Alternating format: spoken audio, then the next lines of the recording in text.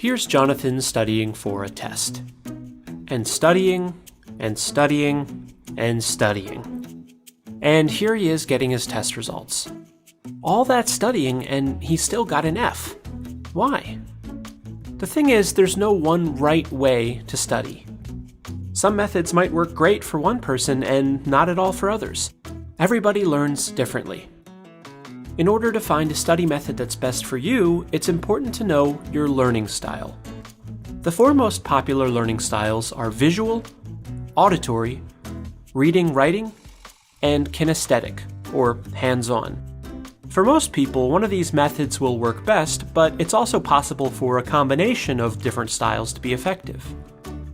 To discover your learning style, you can complete an online assessment. There's a wide variety of them available, consisting of multiple choice questions.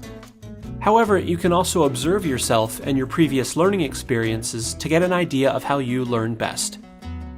Let's circle back to Jonathan. When he's in class and his teacher is lecturing, he gets distracted pretty easily. Words tend to go in one ear and out the other. But when his teacher starts using visuals, Jonathan finds it easier to focus and understand the material. So he might be a visual learner. Now think about your history.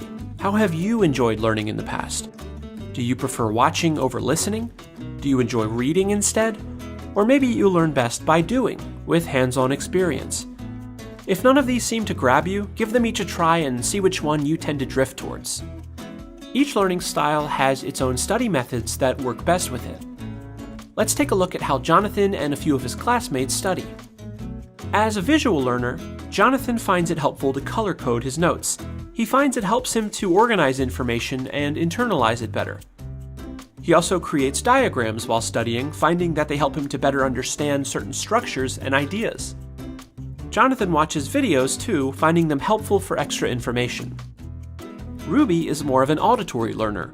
She likes to study in a group and discuss the material with others. Sometimes she'll read her notes out loud because it helps her to hear what she's studying. In some classes, Ruby will record the lecture, with her teacher's permission of course, so that she can go back and listen to it later. Terrell finds that he learns best by reading and writing. He takes substantial notes during class and reads over them often.